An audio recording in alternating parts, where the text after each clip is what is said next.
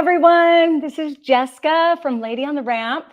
I am so excited. This is my first live stream ever. I'm kind of nervous. I've never done this before, but there was so many great questions on that last video that I just thought I would hop on and try and answer several of them. So it's been a great, beautiful day out here in Phoenix with some rain and nice stormy weather. Doesn't seem like spring, but okay. So let me play some of the video of this last. We'll kind of go through the video. Wait, first of all, I forgot to thank all of the new subscribers. Thank you so much. You guys are wonderful. It's so fun to hear all the comments and to see where everybody's from. I think the love of aviation is like global. It's so fun that this is something that connects us all. Like wonderful.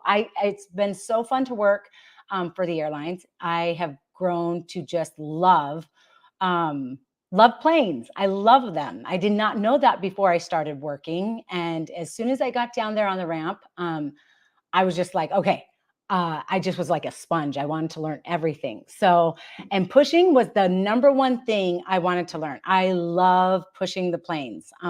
Hopefully I'll get to push those wide bodies someday, but anyhow, okay, so I was going to go through this last video and kind of talk to you a little bit about why it's non-standard, why it's so long, kind of just what goes on down on the ramp as we're pushing, or kind of even prior to. So I'll play some of that video right now. Okay, let me just go over here. All right, so as you see, like with the hand signals, I have to do hand signals and I have to also do the horn. We try to do two types of notification because anytime a plane starts to move, you have to honk your horn and try and notify. Sometimes, occasionally, the horns don't work on the tugs. So you're trying to get the attention of your wing walkers to let them alert them, because sometimes they're waiting for quite a while before you get the clearance to actually push. So we're kind of waiting for the tower to let us know when everything's clear, when there's no traffic behind us. And so sometimes we're holding. Okay, so right here, that black in yellow line, that's called the zipper line. So now I'm actually out onto the active taxiway. I'm out onto the active taxiway. So that means that my wing walkers cannot come out there. So no, typically I am the only person plus the plane who is allowed to be out on that taxiway. No other vehicles, no other people are allowed to be out there. So that's why the wing walkers kind of like hang back and they walk along that zipper line until I get into that alleyway. So with this active taxiway, I'm still on that active taxiway right now. And you kind of see me ducking down. That's because on a 737, the Boeings, they're lower to the ground. So you can't kind of see underneath them. And so what I'm doing is I'm kind of trying to spot where my main gear is and where I need to turn on into the alleyway. And I think pretty soon when you see me kind of my left hand go up to my ear, that's where I'm clicking my headset to talk to the flight deck, to talk to the pilot and let him know when it's clear to start the engines. See, there I go. I think right there is when I'm saying, okay, clear to start. So I'm letting him know, go ahead, you're able to start your engines. And then right now I'm trying to maneuver right onto that line. So I'm going, so you see that zipper line, I'm coming back from that taxiway, going back into the alleyway, and I'm trying to put it right onto that line. And I know that I can only go to that Kilo 3 spot because right behind me, I think it was another Airbus. There's another Airbus right on that line. So on the right-hand side of me is also another alleyway. And here in Phoenix, we have two pathways, two alleyways. We have gates on each side, and we can both push at the same time. There's a middle blue line that our wingtips are never supposed to cross, so that we are supposed to be able to push at the same time if need be and not be able to hit. So right now, I'm letting the pilot know, okay, we have stopped. Can you please set your brakes? Because and then he's going to set the brakes. And then that was that hand signal, set brakes. My wing walker comes up. She releases the tow bar, and now she's going to go under the Boeing. The Boeing's kind of like hard to get under because it's a little lower, and she's going to remove that bypass pin. There you go. And she just asked me, am I clear to disconnect? Disconnecting is disconnecting the communication, that communication cord with the pilot. So she's going to carry that bypass pin. Oh, right there. She was saying, hey, I needed her to lift up the tow bar so that it wasn't dragging on the ground when I reversed. But that bypass pin that she has in her hand is crucial. So that bypass pin allows me as the ground pushback operator to have control of that main gear. It bypasses the hydraulic system. So it gives the ground crew the control of the plane. So once we pull out that bypass pin, then the control goes back to the pilot. And so our wing walker, her job is to go over and hand that to our other wing walker that has the X up, telling the pilot he can't go yet. He can only go after that X has been released, and he salutes him and shows them the bypass pin. So the pilot needs to know, because if that bypass pin is still in the plane when he goes forward, that will damage the nose gear. And we do not want that. And that just creates a whole series of problems. So, and the reason why I didn't pick up my wing walkers is because my crewmate, my teammate that was in there, he was filming and we didn't have enough room, because that is kind of a long walk back. You're right. I think one of the comments was saying that that's a long walk back. It is. You're right. It's a super long walk back. But so that's why, it's because we don't have enough room in the tug. And a lot of times the tug can only take one person. Occasionally we have like one or two tugs out there. Most of them are usually part of the tow team that have multiple seats. But anyhow, so yay, that was fun. I absolutely love pushing the planes. So, okay, so if we want to kind of show, okay, yeah, let's take some comments and questions. Okay, let's see. What happened to the wing walkers when you left the gate area? The left wing walker disappears once you left the gate, only to return to show the streamer on the steering bypass pin to the flight crew. Okay, so like I was saying, they are not on an end gate.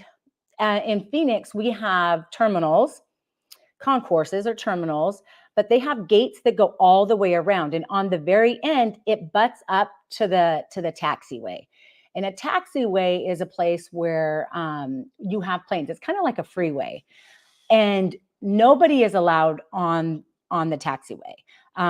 So when we get clearance from the tower, they're shutting down all traffic on that taxiway so that there's going to be no collision. So that's why sometimes on an end gate, we kind of wait a little bit longer, because they are trying to make sure that all the traffic is clear, all the traffic is stopped.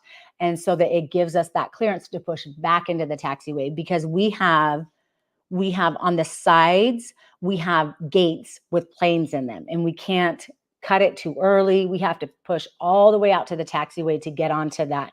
In the old days, they called it the J line. It's not called that anyway, I guess, anymore. But one of my trainers, he probably has like 30, I think it's 34, 35 years of experience. I love him. He used to be an Air Force pilot and mechanic, and I'm so much knowledge underneath his belt. So he always calls it the J line, but he told me it's not called that anymore. So anyhow, so once the plane enters into that taxiway area, the wing walkers, both of them, still keep up their wands, showing that they are actually in the active process of wing walking a moving plane. So, but they're just walking along that taxi, that zipper line. We call it the zipper line, that black and yellow dashed line. So they're walking along that zipper line until the plane re-enters the alleyway on that west side. So then once it re-enters, that's when they are allowed to come back into that alleyway. And then she comes over, but she only comes over once the plane is stopped, and then she sees the set brakes. So Okay, let's go to some other questions. Hi, Jessica. What's the hardest plane to make a pushback? Regards from Brazil. Hi, Brazil. Let's see. Tudo bem? Tudo bem? I can't remember. I think my son, anyhow, he speaks Portuguese. But hello, Brazil. Glad that you're here. The hardest plane. Let's see. So the Airbuses, all the Airbuses, we push an Airbus 319, an Airbus 320, an Airbus 321, and then the Boeing 737. Those are all of our narrow bodies that we have coming into Phoenix. And I would probably say the Boeing, just because the fact that it's lower. The 737-800 is lower to the ground. Now, the 737s, the 800s that are the Maxes, they are higher. So then when we are pushing, we can see the main gear better. So I would probably say the Boeing 737-800 that's not a Max. So, all right. Hi, Dave. Let's see. How many ramp agents typically work each flight, loading, etc.? Okay, so on our team for American that we work with, and in our station, I think it varies even from station to station. So from like Phoenix to Dallas to Philly to Chicago. Here at Phoenix, we have 4 people on our crew or on our team.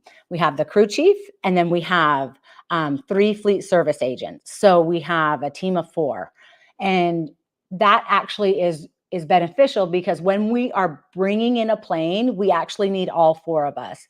We have the crew chief in Phoenix, the one that is marshaling in the plane. And then we have the 2 wing walkers.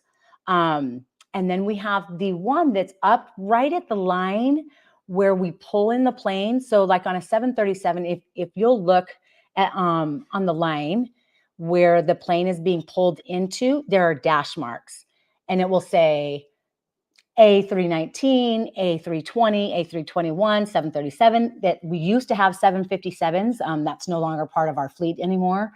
But so whatever line that it's coming at, typically our 4th team member is standing at that line as long as it's outside of the safety envelope, and they are having their chocks. So they're going to, as soon as the marshaller brings the plane all the way in, that 4th person, once the marshaller puts up the X, they enter the safety envelope to put the chocks around the nose gear. And typically, if we're doing the outbound as well, they're putting the chocks on the nose gear, and then they're putting the bypass pin in right away. So to make sure that that's always done, we like double and triple check that bypass pin. That's a crucial step in doing our work. So, but yeah, once the chocks are in, so that takes all 4 of us. Okay, let's see. Hi, Andrew. Let's see. What did you do before the ramp?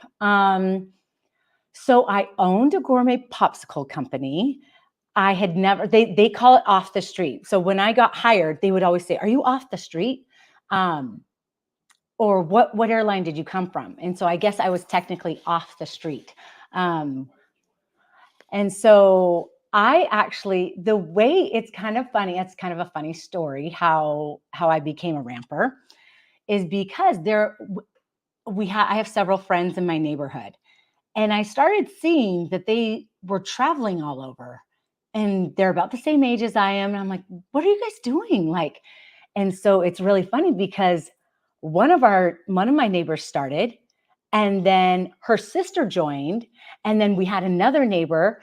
And then so now there's 5 of us in our neighborhood that all work down on the ramp.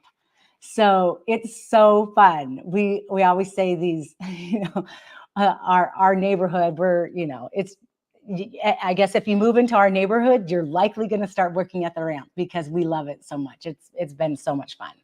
So, okay. Hi, Mike. Another question. During your training, did you experience how a pushback goes from the flight deck? In a simulator, maybe. Thanks for all you do. Watching from the Philippines. Oh, hello. Okay. So I know that there are people that have done the simulator. There is a pushback simulator in Dallas at our main headquarters. I never had the opportunity. Our training class never went back to Dallas. I think there was a large enough group of us that Dallas sent trainers to Phoenix to teach us. So we did not have that opportunity.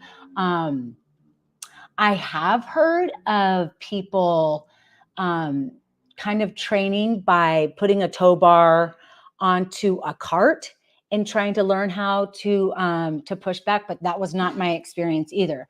My experience was that when I got hired, they actually had a pushback trainer. That was his bitted line, they call it. That was his specific job for that period of time. And so, like I told you before, my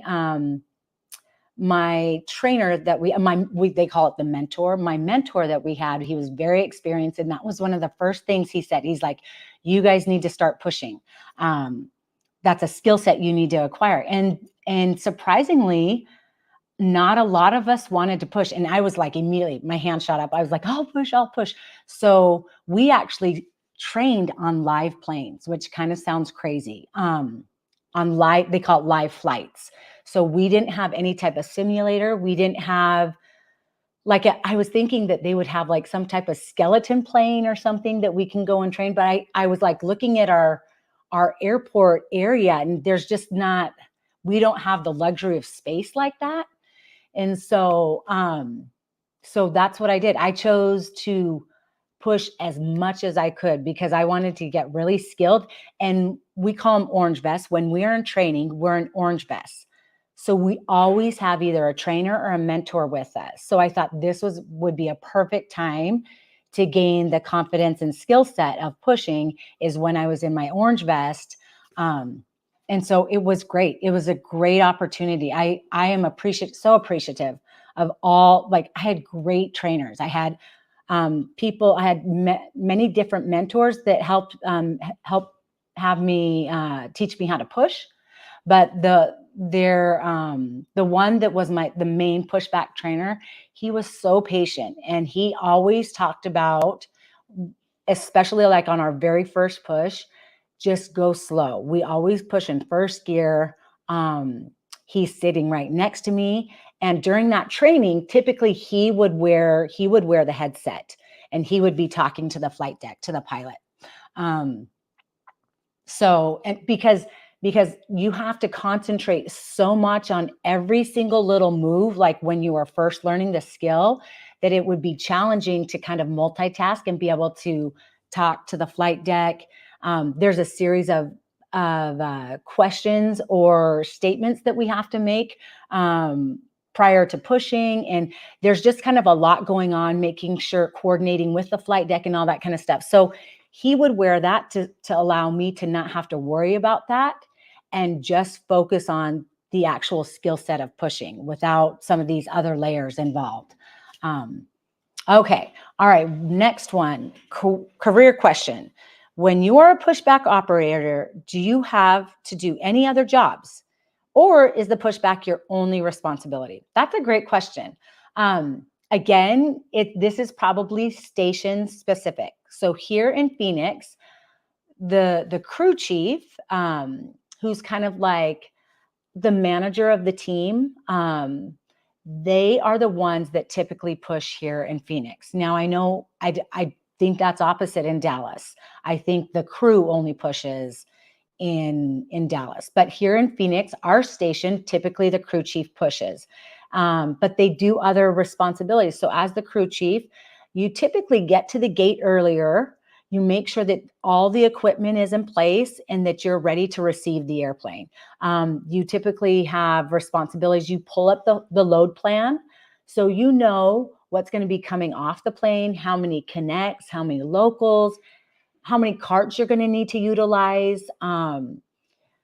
You want to make sure that all of your equipment is up and running. You always do, it's called a FOD walk or a FOD check. FOD stands for foreign object debris. So you don't want anything, any type of trash, any type of zipper, any type of metal or anything on the ground in that safety envelope where the plane comes in, because you don't want anything ingested into that engine.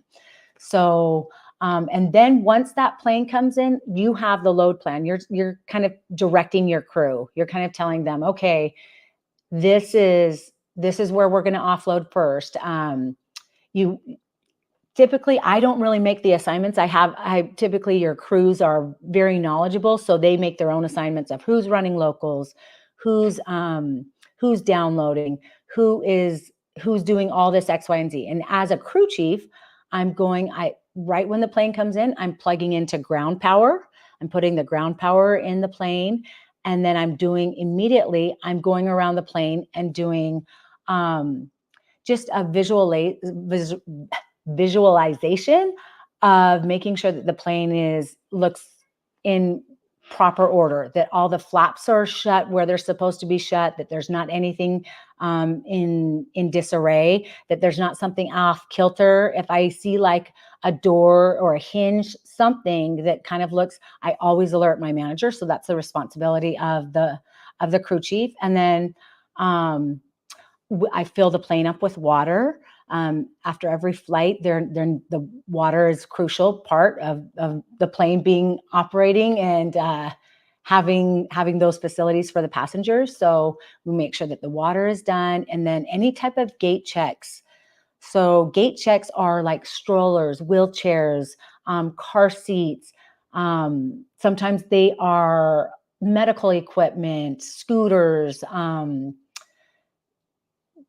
guitars, anything that that the passenger wants returned right as they're in the jet bridge exiting the plane. That's what the crew chief brings back up.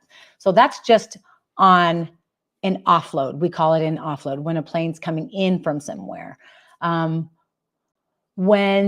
Okay, so now we're going to go to the next question. It says, how long have you been working the ramp? Any other airline jobs? Okay, I've never worked any other airline job. Actually, just kidding. For 6 weeks, I worked at our sister airline, and that company is called Piedmont. So I had a unique experience where Piedmont and American were hiring at the same time. So I worked there for 6 weeks, and then American's onboarding process started. So I hopped over to American. I kind of asked my friends, like, should I stay with Piedmont? Should I go with American? And so I went over to American. So I did work there for 6 weeks. Yeah. So, but on the ramp, I have been working there for 2.5 years now. So, okay. Next question. Hi, Dave. Okay. Did you hear of unstable guy running on tarmac and getting sucked in the jet engine? Yes. Okay. I did hear about that. I thought that was up in Salt Lake, possibly, I think. So there are a lot of different precautions and a lot of different systems and security measures that we take to try and prevent that, because yeah, that's just horrible. Especially as ramp workers, we're very cognizant of any time that engine is on. When the plane comes in, the engines are still on to propel that plane forward. Typically, though, a lot of times they will turn off one engine. The pilot will turn off one engine. The plane can operate on one engine only. So, but it's called spooling down. We are trained on the ingestion zone. We're trained on when we are supposed to enter the safety envelope. There's a beacon light that tells us when those engines have been turned off. But in that situation, it was different. He was able to get through, I think, a couple of layers of security, and that was just a sad situation. So, and we know, we're very cognizant of those engines and that the dangers of that, because I think complacency is one of our challenges that we face. We've got to always be vigilant because we are working around this equipment that is unforgiving, zero forgiveness. So, okay. All right. Let's see. Do we have any more questions? All right. Well, we can wrap up. This is so great to talk to you guys. We hope that you guys have a great day, and we will see you soon. I will see you next time. I'll see you on the ramp. Bye-bye.